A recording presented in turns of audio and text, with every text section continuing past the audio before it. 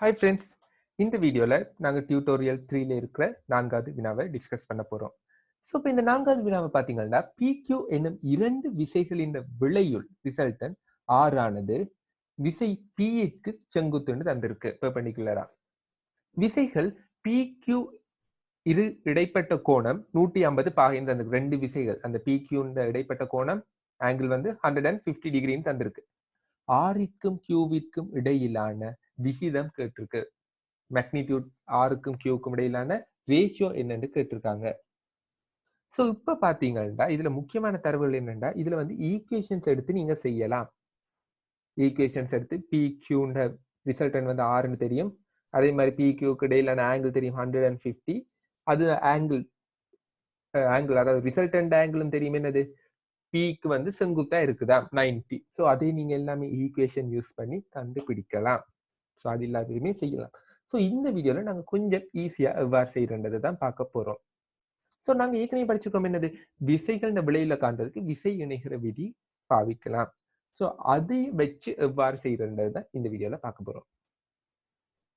So இப்ப நாங்க விசை இணைகிற விதி விசை இணையறத கீறினோம்னா இந்த PQ 2 ஃபோர்ஸுக்கும் விசை இணைகிறத கீறினோம்னா எவ்வாறு வரப்போகுது? இங்கால P-ன்னு ஒரு ஃபோர்ஸ் இருக்க போகுது, இந்த பக்கம் Q-ன்னு ஒரு ஃபோர்ஸ் இருக்க போகுது. இடைப்பட்ட கோணம் என்னவா இருக்க போகுது? 150 இருக்க போகுது. ஸோ இப்ப அடுத்தது பார்க்கலாம் என்னன்னா இந்த ரிசல்டன்ட் எப்படி இருக்கும்னு பாத்தீங்கன்னா P-க்கு 90 டிகிரிஸ்னு அவனே தந்திருக்கான், செங்குத்துன்னு தந்திருக்கான். ஸோ அப்ப அதையும் நாங்க மார்க் பண்ணலாம். ஸோ விளையில எவ்வாறு வரப்போகுது? இவ்வாறு ஒரு வரப்போகுது. ஸோ இப்ப எங்களுக்கு தெரியும் என்னது இந்த இணைகரத்தின மூளை விட்டம் தான் என்னவா இருக்க போதும் கட்டாயமா இந்த ரிசல்டண்டா இருக்க போகுது. ஸோ இப்ப அடுத்தது நாங்க என்ன செய்யணும்? இப்ப கேட்டது என்னன்னா R/Q ரேஷியோ கேட்டிருக்கு. ஆனா இப்ப எங்களுக்கு தெரியும் என்னது இவ்வளவும் 90 டிகிரி, இவ்வளவு 150. ஸோ கட்டாயமா இது என்னவா இருக்க போகுது? 60 தான் இருக்க போகுது. ஸோ அந்த ட்ரையாங்கிள் பார்த்தோம்னா cos 60 தான் என்னவா இருக்க போகுது? R/Q ரேஷியோவா இருக்க போகுது. ஸோ நாங்க படத்தை வச்சு நாங்க விடைய கொண்டு வந்துடலாம். ஸோ R/Q என்னவா இருக்க போகுது? ஹாஃபா இருக்க போகுது. ஸோ இப்போ இதுல வந்து நீங்க ஈக்குவேஷன்ஸ் எழுதி காணலாம். ஆனா அதை விடையும் ஈஸியா செய்யலாம்னா நீங்க ஒரு தடவை படத்தை கீறலாம். ஸோ அந்த பரலோகத்தை கீர்னீங்கன்னாவே உங்களுக்கு டிரெக்டாவே ஆன்சர் எடுத்துடலாம். கோணங்களை மட்டும் குறிக்கிறதன் ஊடாக. ஸோ ஆன்சர் இருக்க போது ஹாஃபா இருக்க போகுது. ஸோ தொடர்ச்சியாக அடுத்த கேள்வியை பார்ப்போம். 5 கிலோகிராம் திணிவுள்ள ஒரு பெட்டி ஒரு கிடை மேற்பரப்பு மீது வைக்கப்பட்டுள்ளது. மேற்பரப்புக்கும் பெட்டிக்கும் இடையே உள்ள நிலையியல் உராய்வு குணகம் 0.3 ஆகும். பெட்டி மீது ஒரு கிடை விசை 10 நியூட்டன் பிரயோகிக்கப்படும் எனின் பெட்டி மீது தாக்கும் உராய்வு விசை என்னன்னு கேட்டிருக்காங்க. ஸோ 5 கிலோகிராம் மேஸ், அதுலயும் முக்கியமா இன்னொரு விஷயம் தந்திருக்கு என்னன்னா நிலையியல் உராய்வு குணகம் கோஎஃபிஷியன்ட் ஆஃப் ஸ்டாட்டிக் ஃபிரிக்ஷன் எவ்வளவு 0.3ன்னு தந்திருக்காங்க. ஸோ இப்போ அடுத்தது கேட்குறாங்க பெட்டி மீது ஒரு கிடை விசை 10 நியூட்டன் பிரயோகிக்கிறாங்க. ஹொரிசான்டல் ஃபோர்ஸ் 10 நியூட்டன் கொடுக்குறாங்க. அதுல இருக்கிற உராய்வு விசை என்னன்னு கேட்டிருக்காங்க. ஸோ இது வந்து கொஞ்சம் லாஜிக்கான கொஸ்டின். ஸோ இப்போ பார்த்தீங்கன்னா இப்போ எங்களுக்கு என்ன காணலாம்? இந்த கோஎஃபிஷியன்ட் ஆஃப் ஸ்டாட்டிக் ஃபிரிக்ஷன் தந்திருக்காங்க. ஸோ அதை வச்சு என்ன காணலாம்? லிமிட்டிங் ஃபிரிக்ஷன் எவ்வளவுன்னு காணலாம். அதாவது அந்த ஸ்டாட்டிக் ஃபிரிக்ஷன் நிலையியல் உராய்வு விசைனா மேக்சிமம் எவ்வளவு, அந்த விசையை விட கூட கூடதான் தானே அந்த பொருள் இயங்க தொடங்கும். ஸோ அதை காண்றது என்ன செய்யலாம்? F மேக்சிமம் சமன் மியூ இன்டூ ஆர். மியூ தெரியும் 0.3, ஆர் வந்து என்னவா இருக்க போகுது? mg 50 Newton. ஏன்னா 5 கிலோகிராம் பொருள், ஸோ 50 நியூட்டனா இருக்க போகுது. ஸோ அதை சிம்பிளிஃபை பண்ணீங்கன்னா எவ்வளவு வரும்? 15 நியூட்டன். ஆனா இப்ப நாங்க எவ்வளவு அந்த பொருளை ஒப்ஜெக்ட்ல கொடுக்குறோம் ஃபோர்ஸ்? நாங்க கொடுக்கறது வெறும் 10 நியூட்டன். ஸோ இப்ப தொழிற்படுறது என்னது? பொருள் இயங்காது. ஸோ இப்ப நாங்க கொடுக்குற விசை என்னவா இருக்க போகுது? விசையின் போது தொழிற்படுற அந்த உராய் விசை என்னவா இருக்க போகுது? நிலையியல் உராய் விசை, ஸ்டாட்டிக் ஃபிரிக்ஷன். ஸோ நிலையியல் உராய் விசை என்னவா இருக்கு? நாங்க கொடுக்குற ஃபோர்ஸுக்கு ஈக்குவலா தான் இருக்க போகுது. ஸோ நாங்க 10 நியூட்டன் ஃபோர்ஸ் கொடுக்கறனால அதுலயும் என்ன விசை தொழிற்பட போகுது? உராய் விசை 10 நியூட்டன் தான் தொழிற்பட போகுது.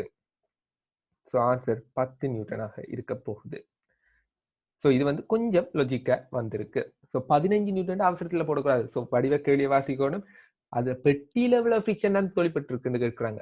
மேக்சிமம் 15 தொழிப்பலாம். ஆனா எவ்வளவு தொழிற்பட்டு இருக்கும்? 10 நியூட்டன் தான் தொழிற்பட்டு இருக்கும். ஸோ தொடர்ச்சியாக அடுத்த கேள்வியை பார்ப்போம். ஒரு நீர்க்குழாய் பாதையில் ஓர் அடைத்த வால்வுடன் அதற்கு தொடுக்கப்பட்ட ஒரு அமுக்க கணிச்சி பிரஷரை அளக்கிறதுக்கு வச்சிருக்காங்க ஒரு உபகரணம். அதுல பாத்தீங்கன்னா 3.5 into 10⁵ நியூட்டன் மீட்டர் -2 என வாசிக்கின்றது.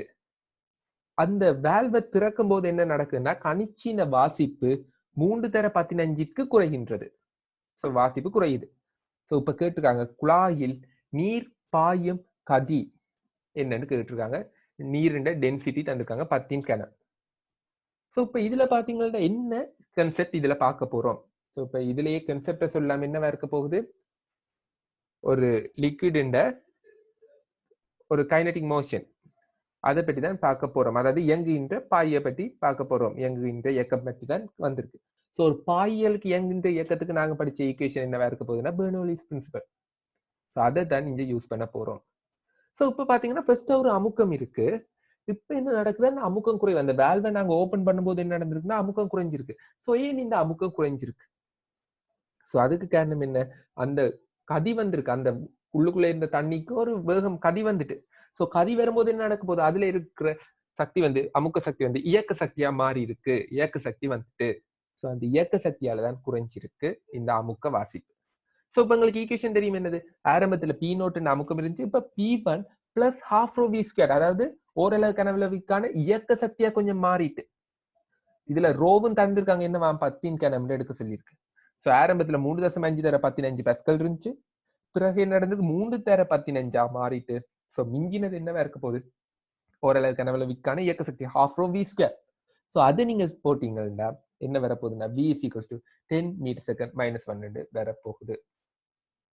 சோ இந்த வீடியோல டியூட்டோரியல் 6ல இருக்க 3 வினாக்களை பார்த்திருந்தோம். சோ தொடர்ச்சியாக மற்ற வீடியோக்களை மற்ற கொஸ்டின்ஸை டிஸ்கஸ் பண்ணுவோம். தேங்க்யூ.